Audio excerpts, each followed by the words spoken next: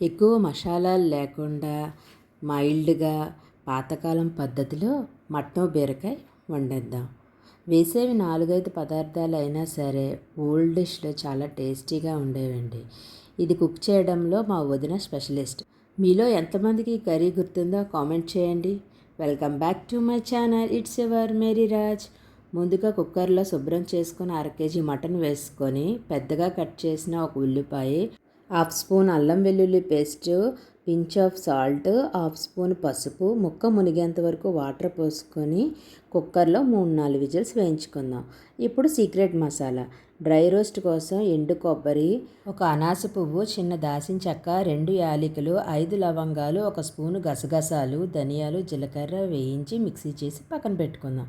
ఇప్పుడు పెద్ద ఉల్లిపాయలు 2, 5 పచ్చిమిరపకాయలు కట్ చేసి పెట్టుకుందాం. చూడండి, ప్రెషర్ పోయాక 90% ముక్క ఉడికింది కదా, ముక్కలు నీరు వేరు చేద్దాం.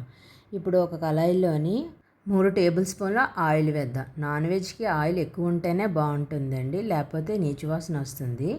ఇప్పుడు ఉల్లిపాయలు బాగా వేగిన తర్వాత మనం ఉడకబెట్టుకున్న మటన్ వేసి కొద్దిగా వేపుకుందాం. చూడండి, ఆయిల్ పైకి తేలింది కదా. ఇప్పుడు 1/2 స్పూన్ అల్లం వెల్లుల్లి పేస్ట్, కొద్దిగా పసుపు, సరిపడినంత కారం, సరిపడినంత ఉప్పు, మనం మిక్సీ చేసి పెట్టుకున్న మసాలాలు వేసి నూనెలో 1 నిమిషం వేగనిద్దాం, మసాలాలు మాడిపోకుండా.